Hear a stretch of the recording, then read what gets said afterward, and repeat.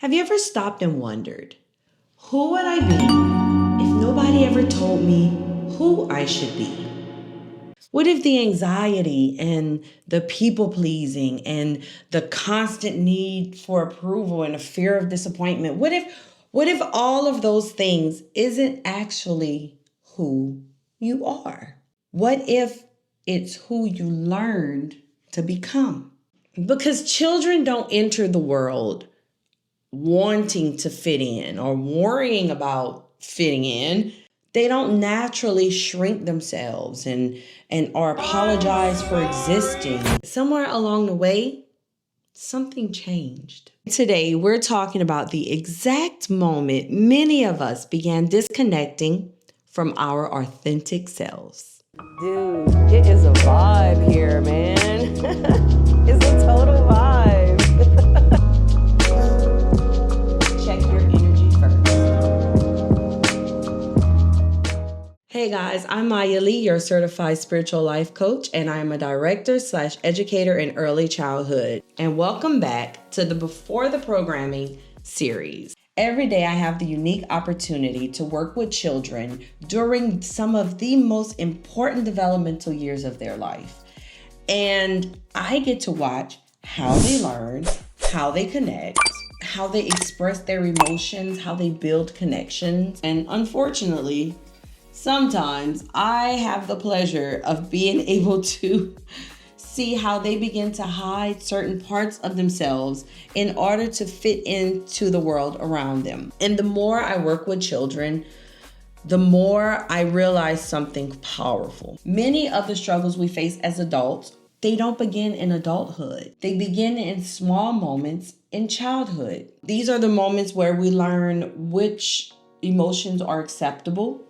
We learn who we need to be in order to receive approval. Moments when we start trading authenticity for acceptance. So in our last episode, we talked about how children naturally feel their energy, how they trust their instincts, and they live from a place of curiosity and wonder. But today, in this episode, we're exploring what happens next. It's the moment many of us began disconnecting from our authentic selves and lowering the volume of our own inner voice. Because most people don't wake up one day and suddenly lose themselves. It happens one lesson at a time, one experience, one belief at a time. So let's talk about it. So when we're children, one of our greatest needs is connection. We want love, we want belonging, we want safety. And because those needs are so powerful, children become incredibly adaptable. A child notices, if I act this way, I get a smile. If I say that, people get upset. If I show this emotion, I get corrected. And if I stay quiet, I avoid conflict altogether. And without realizing it, we began creating versions of ourselves designed for acceptance. Not because we're being fake, but because we're trying to belong and fit into the society and the standards that others around us have placed. We slowly learn, be less emotional, be more agreeable, be quieter, be stronger, be different. And every time we suppress a genuine feeling, thought, or expression, we move a little bit further from who we truly are, from our authentic selves. Energetically, it's like lowering the volume of your own signal. Your authentic frequency, it's still there, but it becomes harder to hear beneath all of the conditioning, all of the expectations, and all of the voices that have been around you since the time that you were a child. And what's interesting is that scripture actually speaks about this struggle, but in a different way. Because God never called us to perform an identity. God called us to be transformed into who we were created to be. So one of the biggest traps that adults fall into is performance. Performance. Yes. Not just socially though, spiritually as well, because sometimes we're performing confidence, we're performing happiness, and we're performing spirituality. But underneath it all, we're exhausted. Why? Because performance requires constant energy. Authenticity, it doesn't. When you're just being you, just living life, just literally doing you, it doesn't require that much. But when you're performing, oh my God, the energy it takes just to perform. And then when you go home, once you're done with your day and you just flop on your bed, it's like, man, why am I so tired? I didn't do anything. Yes, you did. You performed. You literally performed all freaking day. Yes, because you were trying to be something that you are not. You were trying to put up a facade and put on a show for people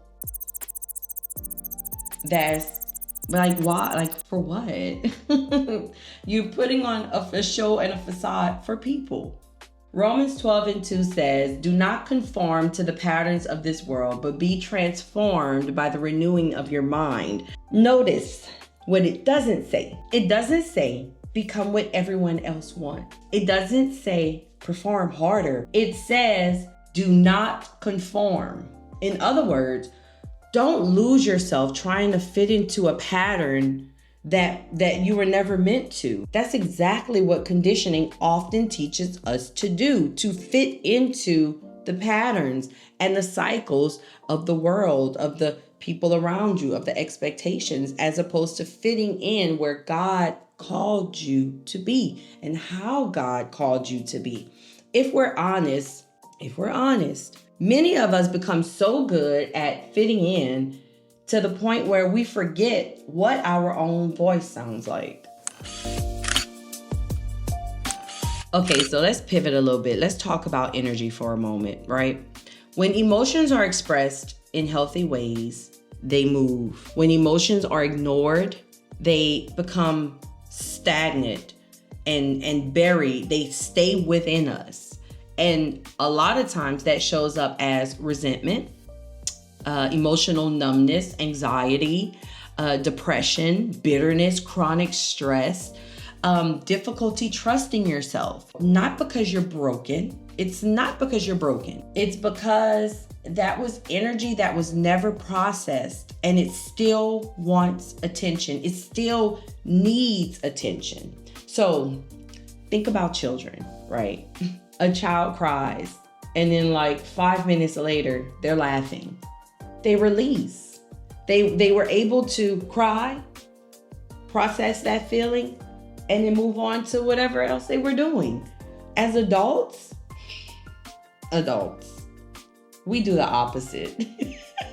We hold, we constantly replay, we suppress, we carry. That is nothing but emotional weight. And what emotional weight starts to do, it starts affecting our mental, it affects our physical, and it affects our spiritual well-being. The issue isn't that we have emotions, it's the fact that we were never taught how to honor them properly or honor them appropriately, which leads to a really important question. How do we reconnect with ourselves? The beautiful thing is, the authentic you never disappears. It just got buried. Yeah, it got buried under expectations and fear, survival strategies, and years of trying to become acceptable. I thought about this scripture, Ecclesiastes 3:11. It says, "He has made everything beautiful in its time. He has also set eternity in the human heart." I love that verse. I love that verse because it reminds me that there is something deeper within us, something original and God-given. And healing isn't creating a totally new self. Healing is literally uncovering the self that has been there the whole time. It's The version of you that feels deeply and creates freely and trusts wisely and just lives completely honestly, authentic. It's the version of you that doesn't need constant approval to know your value. And maybe that's why this work can feel so emotional. We're not just healing wounds, we're meeting ourselves again. So here's what I want you to think about this week. What part of yourself did you learn to hide in order to be accepted? Was it your creativity? Was it your emotions or your voice? Was it your sensitivity or your joy? What was it? And what would happen if you slowly gave that part of yourself permission to come back?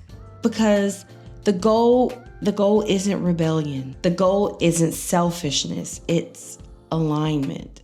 It's alignment with who God created you to be. Not what your parents wanted you to be, not what someone else saw that you could be. It's who God created you to be. It's alignment with your mind, your body, and your spirit. It's alignment with your original frequency. If you feel comfortable sharing it in the comment section, please let me know down below. And make sure this will be an amazing journal prompt. I love you guys. And remember, stay in your vibe.